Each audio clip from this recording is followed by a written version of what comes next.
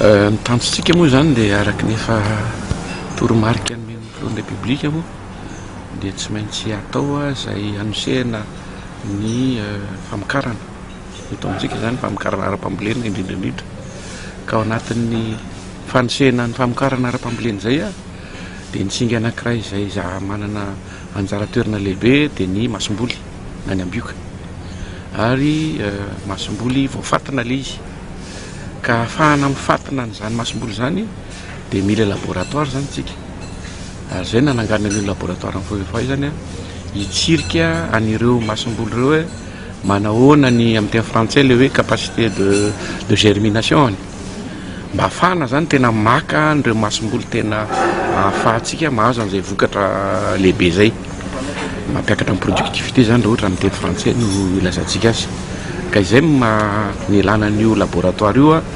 fantatrareo fa ity faritra aty Aboiny ity misy an'ny lemaka marovoay lehibe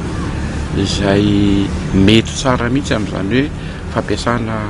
masomboly voafatina zany